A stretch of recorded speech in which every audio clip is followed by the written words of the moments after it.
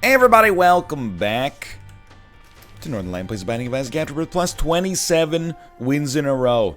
3 to the power of 3. What relevance does that have? None at all, but it's just, you know, it keeps your brain busy while I think of what to say next. PA8E ZQ Z6. Starting with actually, like, very decent stats. Good HP. Good, I mean, rate of fire is fine. Damage is actually above good. It's double plus good. You guys ever have some, I mean, you might have been this person. Anytime I say, did you ever know somebody like this? If it's you, I'm gonna give you a, because sometimes it's me, right? I'm gonna give you a little hint. You just go, yeah, I knew a guy like that. You don't have to be like that guy was me. That's up to you if you want to disclose that. We had to read, and I mean, I say had to, but I don't mean any, you know, offense by that. 1984 is a great book, but in 11th grade English class, our novel study was 1984 by George Orwell. Definitely had a kid in our class who just started describing everything as double plus good over and over. And you're like, yeah, I get it. It's your references are off the chain, buddy. I don't look. Hey, we were only 15, 16 years old. Like Michael Caine said, he was only 16 years old. But I, you know, people don't forget. Give me matchbook here. No, thank you. All right. Well, obviously, we'd like to go to our item room on this floor. We also have a sincere ability to get some advantage out of tinted rocks. Possibly, you know, when you get a lot of bombs early, a secret room is, a little bit of momentum attached to it. Sorry, conversationally, I'm still getting going here. It's pretty early. It's been I slept pretty well last night, so here's the thing. We had a telephone appointment with the doctor this morning. Everything is fine. It's just a routine thing. And it was at 9 a.m., which is around the time, and, you know, I'm not flexing, but it's around the time I usually get up. So I, you know, moved my alarm back a little bit, so I made sure that I was awake for it. Then at like 5 a.m., the cats went a little bit crazy, and then no joke, the shipping company known as FedEx gave us a full-blown telephone call at 7:30 a.m. local time, and they were phoning from their local office. Now, I'm not like, I get it, you know, people are working real jobs. I understand that I'm living this semi-charmed kind of life, baby, being able to choose my own hours here. But there's just something about receiving a phone call. By the way, I'm going to try to get to 5 cents here. There's something about receiving a phone call from a local business at 7:30 a.m. on a weekday that just makes you want to go freaking, you know, I want to tear them apart. The worst part is, so here's how, like, and again, this is in the whole scheme of things not really that big of a deal. But, my wife ordered something. I think we want to be here. Let's go. Okay. My wife ordered something. It said it was going to be shipped, like, last Friday. On last Friday, they gave us a notice that was like, hey, it's been delivered. But it was not delivered. It was not delivered at all. Yo, this is enough money to actually make the shop worthwhile. So you're like, oh, that's weird, but, you know, it happens, I suppose. So she shouldn't say we, she did everything here, called FedEx and was like, hey, what's up with this? And they're like, oh, yeah, we had it marked for delivery, but didn't actually finish the delivery. We just took it back to our warehouse and we'll, like, deliver it to you on Tuesday, which was yesterday. I apologize, the story is merely started. In case you were wondering, when's this gonna get good? Nah, it's just my own minor complaints, but pretty much front to back. So yesterday was Tuesday, they didn't deliver it, and we were like, what's up with that? And then they called us at 7:30 in the morning, and we're like, hey, did we deliver that thing yesterday? And my wife was like, no, actually. And they're like, huh, what happened? And she's like, yeah, I don't know. I've never seen the box that it's supposed to be in for the entirety of my life, so... Again, I'm not trying to put FedEx on blast necessarily, but I will say, you know, here's the thing: we're night owls, right? Or at least historically in our lives, we have been night owls. We probably go to bed pretty close to like an average time right now, and obviously, you know, with the little one on the way, we expect to probably, I don't know, have no schedule whatsoever for a little bit coming up, but, you know, I feel like if we called somebody and asked them a business question, like if I cold called my accountant, I'm like, hey, I'm filling out these forms you sent me, it's like 3 a.m. I was just wondering, like, what you meant by this. He would be like, what are you doing calling me at, like, 2:30 a.m.? I'm asleep. But apparently, like, this business felt like it was acceptable to call us at 7:30 a.m. on a Wednesday morning. I don't care how much of, like, an early riser you are. We have to get along. I'm gonna take it. We have to get along, okay? The acceptable hours to conduct communications that cause your cell phone to ring, admittedly, you know, could have just ignored the call and had to go to voicemail, but still. Like 9 a.m. from, or 2, I should say. I mean, I would say, like, for a business, if I call them after 5 and they don't pick up, I'm like, yeah, what did I expect? But I would say, like, you know, if you're calling someone's personal line, you know, you got a window from, like, 9 a.m. to, like, 8 p.m. Where I would say that nobody's ever gonna judge you at that level. Nobody's ever gonna be like, hey, what are you doing calling me at 6? Well, I mean, they'd be like, what are you doing calling me during dinner? And I'm like, well, dinner's not a time. Look, you know, I'd like, what are you doing picking up the phone during dinner is the real question, but you should be having a conversation with your family. Seeing how everybody's day went. That did not go particularly well. This should be interesting, though. Well, I'm glad we picked up the HP, because now we can take both of these. Whether or not they're both worth it is a little spicy, but we'll see. Not the master of diagonal walking. Oh, but the nail is like... It's not even close. This is a huge pickup. Alright. Little spice. There's a little spicy here. But I'm happy with our decision. Honestly, let's not do this yet, but we might do it in the future. And then, you know, to top it all off, you know, I was up at, like, you know, 8:30, had a cup of coffee. You know, woke my wife up like 10 minutes before we were supposed to have the appointment, and then there's no appointment. and no notice from the doctor's office either. I feel like I'm living in, like, Bizarro land, like our clocks are 12 hours fast or something like that. We're getting phone calls at the crack of dawn from real businesses. I mean, that was a tempting Yara, honestly, but I think we want to save it maybe for some HP. I actually have no idea what hit me there. I guess it was a shot that I thought disappeared, but did not. Anyway, we should be fine here.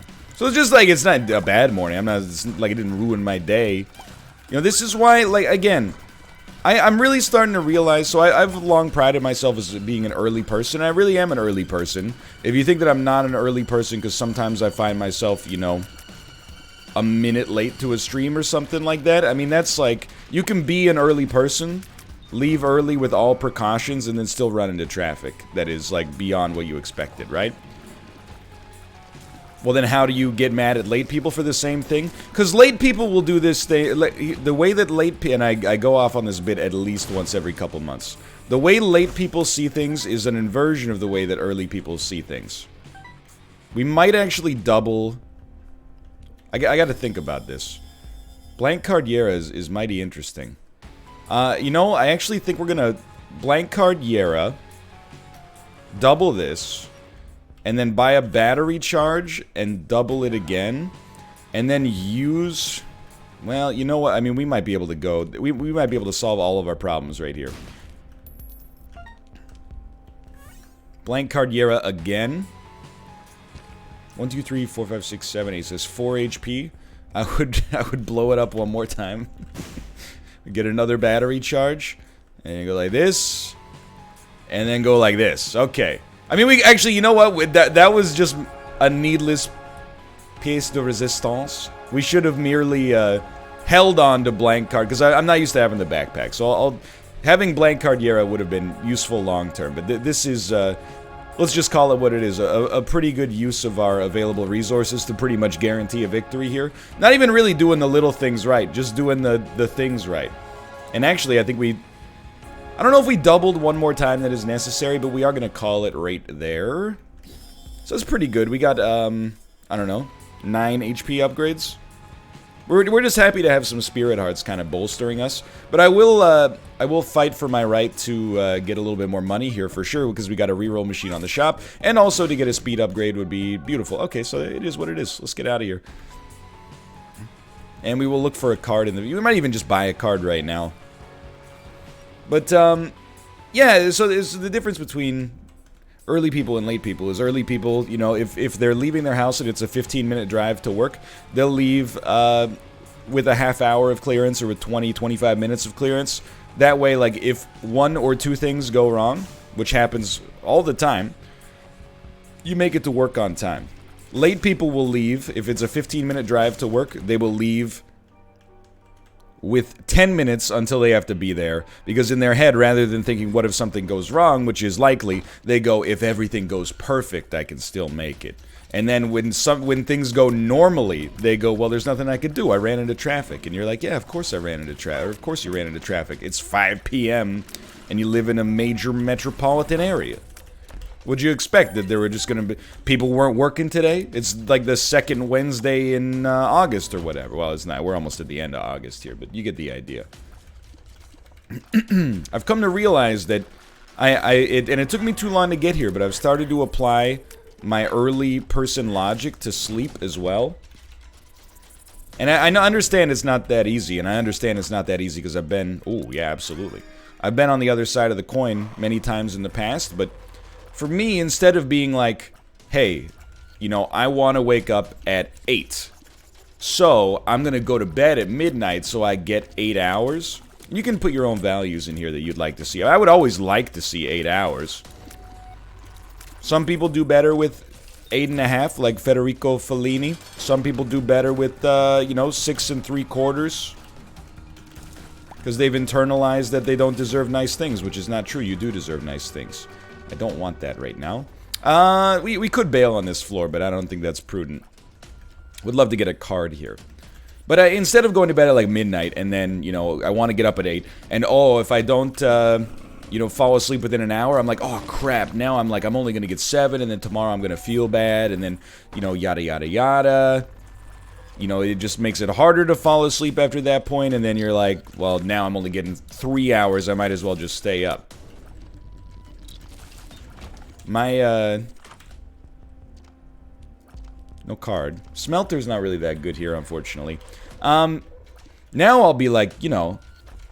I mean, I'll be honest with you, sometimes like, my alarm is usually set for 9. Sometimes I'll get ready for bed at, like, 11:45 or midnight, and I'm like, what's the worst case scenario? Oh, I end up getting, like, you know, 9 hours of sleep instead of 8? The worst case scenario is a good thing? That's how you know you're in a good spot. So, like, if you're an early person who has trouble sleeping, I'm here to give you the keys to the kingdom. I got one other key to the kingdom as well, and I know, like, along with... This is an interesting one, huh? We definitely want 1, and honestly, I think I'm going to call it there. I don't think we're going to go any further than that.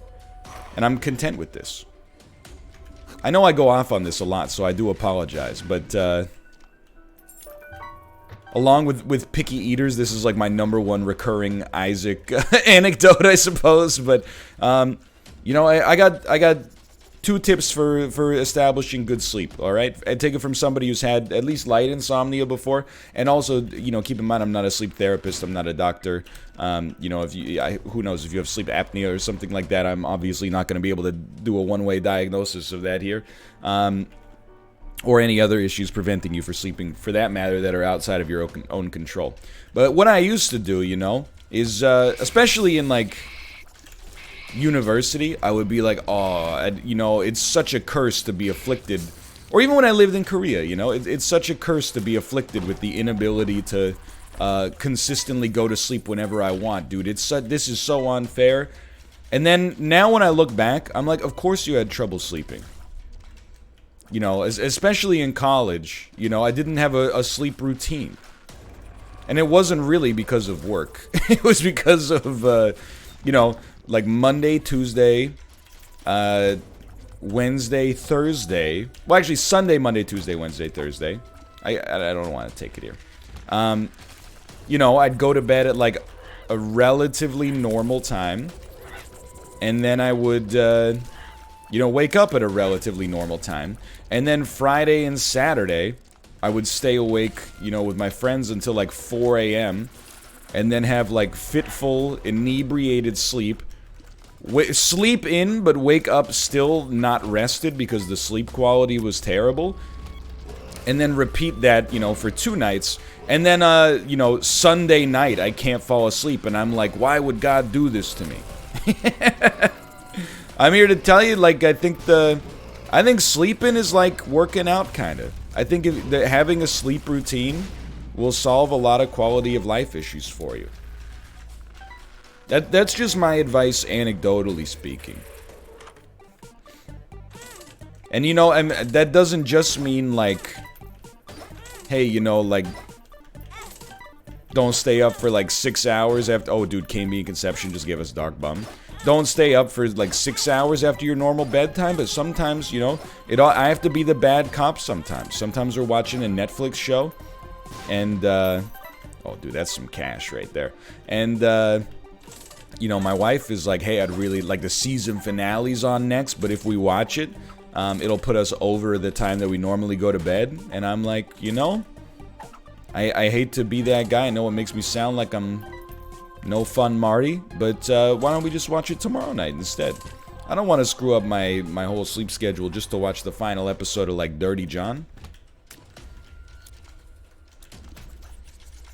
I'm telling, and people, I know that people are jealous of it because they start to get very offensive. They start to, oh, how dare you? Oh, I'm allergic to fun. Oh, what's it like being 100 years old? Meanwhile, I see those same people on Twitter. You know, when they think they are broadcasting their private thoughts to nobody, that's after they start harassing me. I look at their tweets and they're like, oh, can't sleep again. This is what a ridiculous curse. I feel so bad today because I didn't get any sleep last night. Yeah, well, maybe try, you know, getting some elements of the boomer lifestyle. You know, you don't have to throw the boomer baby out with the boomer bathwater, okay?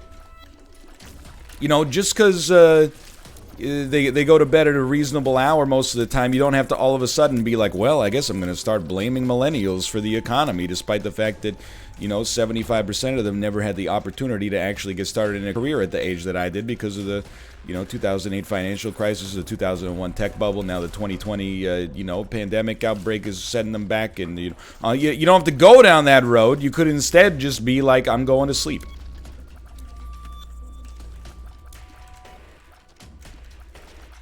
Too much of the boomer lifestyle gets thrown out as Collateral Damage starring Arnold Schwarzenegger, in my opinion. There's a movie he was in. If you don't believe me, I mean, why wouldn't you believe me? This is like my bread and butter. When I talk about scientific things, you have a reason to doubt me. When I talk about economic things, you have a reason to doubt me. When I talk about pop culture, I ask once again for your support. Okay, here we go. Synth oil. You know, I'll just tell you straight up, this is one of those situations where I'm like, I think in the past, and oh my god. I think no matter what, we would win this run. Old me, new me, doesn't matter. But old me would just start picking up items on the deal with the devil because we have so much HP. There's no real reason to do that, you know? Like, betrayal, full stop, is not good. Even if you're a billionaire, you know, you don't need to drink natty ice just because it's a deal. You know what I mean? Take me down here. Now, I don't think we'll use Blue Candle if we buy it. I do think we're going to get a lot of money, so I think that the Spider Mod is pretty sick here. And, I mean, Pokego on the cheap, pretty good as well. Let's just, again, we're about to get a ton of cash. Even if we're 1 cent down, we're going to play this Blood Bank a little. And even if the Blood Bank doesn't give it, I mean, we got so much going for us here. But yeah, you know, that's my thoughts on sleep. I've been sleeping like crazy lately. I've been sleeping so well. Admittedly, the hard part of the sleep routine is getting started, right? Because when nothing goes wrong with your sleep, that's when you want to start screwing it up. You're like, yeah, I can stay up late tonight. Then all of a sudden, you know, 5 days from now, you're like, I can't fall asleep. I got to set up a sleep routine. But you're like, it's too late because you're going to be tired the next night. You get the idea. You get the idea. We don't need to keep going down this road. But you know, it's been not really on my mind. Here's what I'm trying to say is that I'm a genius and a pariah. I still, you know, and it takes a long time. You know, I haven't reached the lesson in my life. At least I haven't internalized it, that when people talk about their problems, they're not looking for solutions, you know? And I think it's, a lot of people take the opposite approach on this and go like, well, that's a problem with them. I think it's a problem with me. Because sometimes I complain about my problems. And then when someone offers me a solution, I'm like, I didn't ask for that, you know? But still, sometimes people are like, oh, you know, I am consistently getting bad sleep. And I'm like, well, what's your sleep routine like? And they're like, I just go to bed when I'm tired. And I'm like, well, you should stop that. And they're like, you don't understand. It doesn't work like that for me. Maybe I don't understand, dude. Or maybe you don't freaking understand. Maybe you don't freaking understand. Anyway, I've been reading the baby books lately. That's how you can tell I'm getting very aware of feeding and sleeping schedules.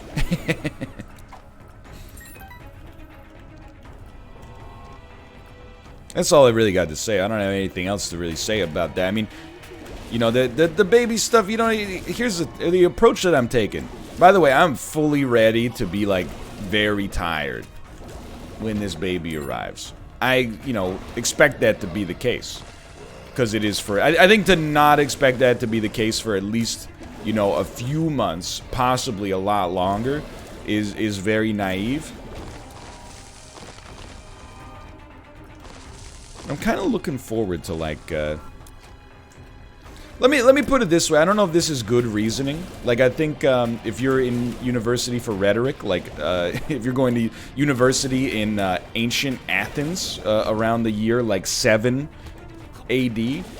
Actually, Greece was trying to run the numbers. I'm like, Greece was more BC. I mean, it's still around Titan AE, i.e. right now, right? But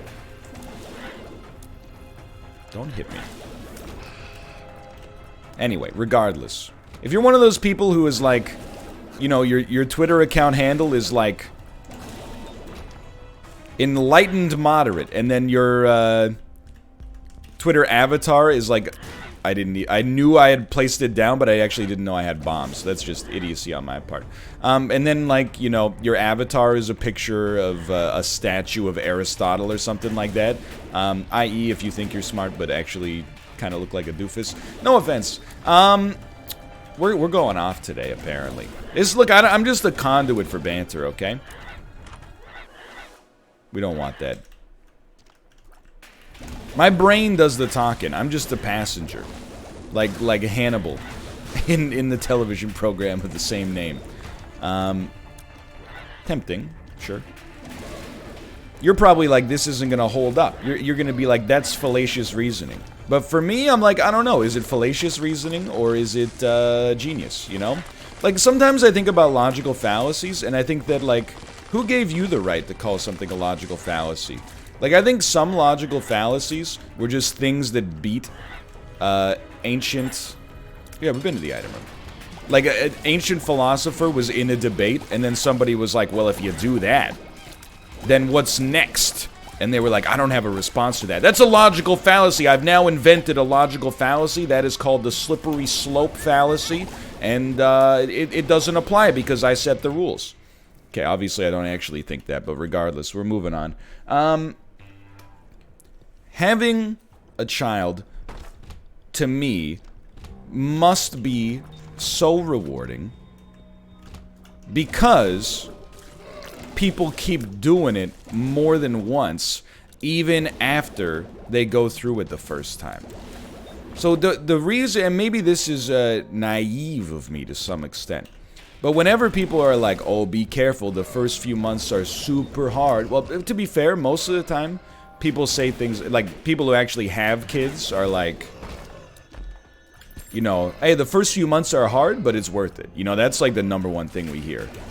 But I believe that it's a cost, of course, but I believe that it's also gotta be like such a great reward. Otherwise, it would not be rare for only children to exist. I mean, it's not rare, but... Let me put it this way. If it's so much work to have one child, why are there so many shows on TLC about people who have like 70? And they just keep making them. Like, that's what blows my mind, dude. Again, I won't lie to you and say that I don't pass judgment sometimes on people for the amount of kids that they have. But, it's kind of that, like, coastal elite snobbiness that's a deep part of me. Like, you might say, who are you to criticize somebody who has 7 kids? Well, we're kind of... The resources on planet Earth are kind of like a zero-sum game. So I'm not saying, like, you should be governmentally restricted with the amount of children that you have, but, like, when you have 7, I do kind of look at it and go, like, oh, well, alright. No, that's fine. I'm full anyway. I don't want any oxygen. No, that's you take all the... Sure, yeah, I think your lineage deserves 7 times the fresh water versus mine. Go ahead, Sure, why not? Yeah, sure, burn 7 times as many fossil fuels. But regardless... Hold on. Maybe we're going off a little bit too much. But it's more like, to be honest, I'm taking a little bit of comfort from those shows that are like, me and my wife have 43 kids, and also none of them are allowed to watch TV ever, but we got a TV show because we're hypocrites, That's kind of where I'm at on that one, is that they give me comfort, because I'm like, if these dummies can do it, well, we can handle one, no problem. Like, am I wrong? Look, I'm not trying to be upsetting if you're a big fan of television programs such as Breaking Amish. Sorry, I didn't mean to offend you. But, like, I got something for you, okay? How is it if you're not familiar, Breaking Amish is a TLC television program about an Amish family, that has, I don't know, like, not that many kids. I'd rather have Satanic Bible than the Nail, but we'll keep the other one rolling here. Blank card. Which is not necessarily that insane, considering, the staunchness of the religious beliefs, because I don't know everything about the Amish. I know more about the Mennonite population, honestly. They descended from, like, the Anabaptists in Europe, and, they don't live a lifestyle that's, like, exclusively in keepings with the trappings of, like, the era of Martin Luther, but, for the most part, they eschew technology and, live in super, the Orthodox religious communities. Not Krampus. Okay, we out. But, I'm like, how... So, let me get this straight. If you're Amish, you can't use technology. Or at least you're incentivized, or not incentivized, but it's discouraged, I guess is what I mean to say. But you're like, nowhere in the Bible does it say that you can't profit off of technology by having a TV crew of, 40 people and caterers and key grips and set designers and best boys come in and film a reality television show about your lifestyle. I don't know, like, maybe I'm not the right guy to gatekeep Amishness, because I really, everything I know about the Amish, and I'm not trying to be rude, but honestly, there's not that many Amish watching this video in all likelihood.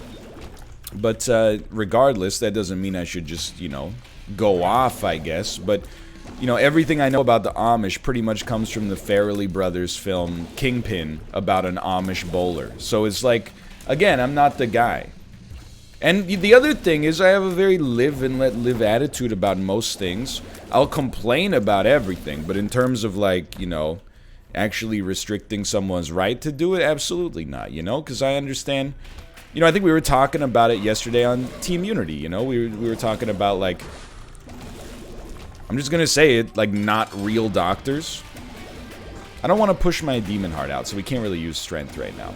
We're like acupuncture and chiropractic care and stuff like that, and, I personally, here's the thing.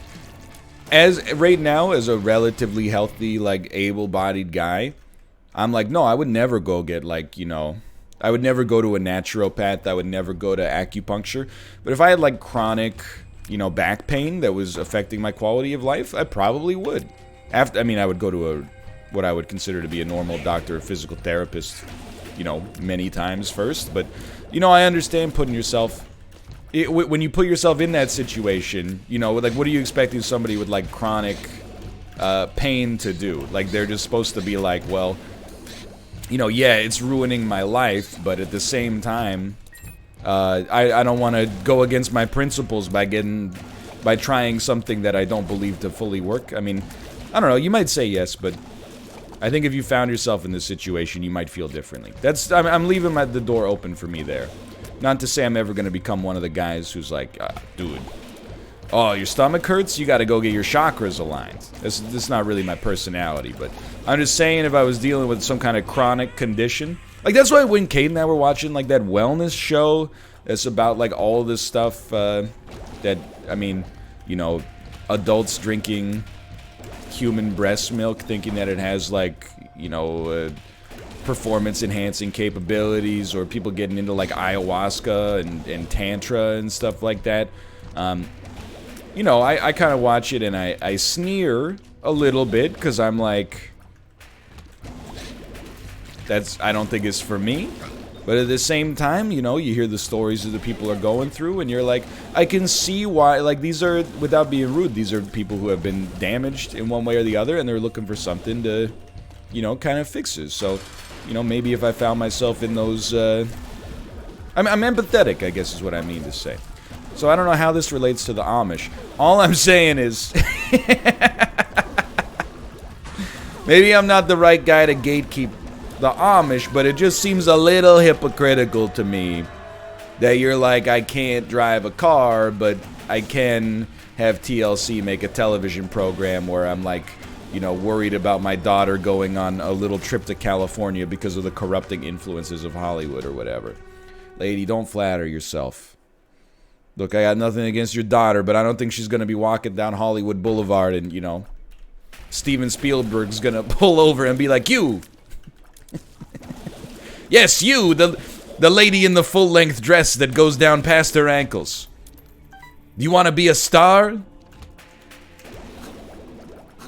We've had a shortage of wannabe actresses in Los Angeles lately. Talk about being in the right place at the right time. Anyway, so that's my thoughts on that, I suppose. By the way, how's this run going? Oh, pretty good. And I gotta say, I can't take 1,000% credit, but the play with the Eternal Hearts and the blank card, I mean, we had all the stars had to align there. We had to get the blank card on the shop, and the reroll machine gave us the batteries in the Yara had to drop earlier on the floor. But, like, you know, with all that in mind,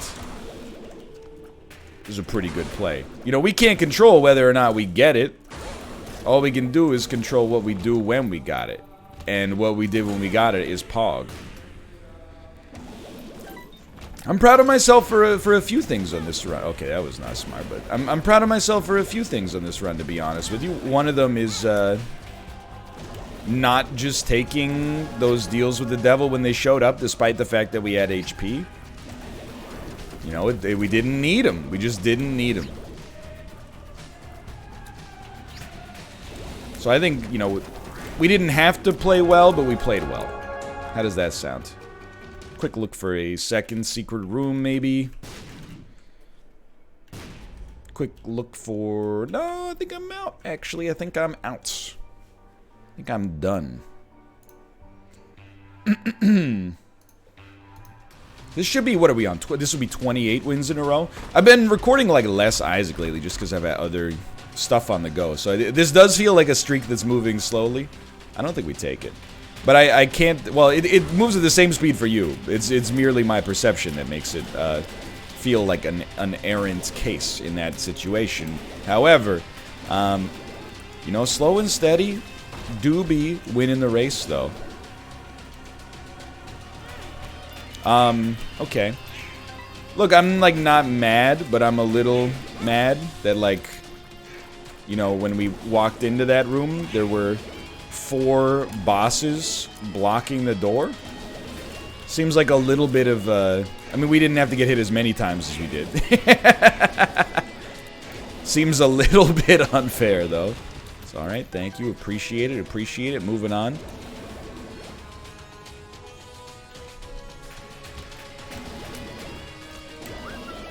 Trying to think of what else I got going on this week. It's a pretty low-key week. I mean, I got a lot of sponsor stuff that, you know, I don't want to tease you. I'm just saying it for context. I'm not going like, I know something you don't know, but I can't really talk about it until they start to actually take place. So it's a bit of another quietly sort of busy week, you know. I had an insanely busy week for the past couple weeks, making sure that Doki Doki was good to go. Along with other, you know, real-life stuff.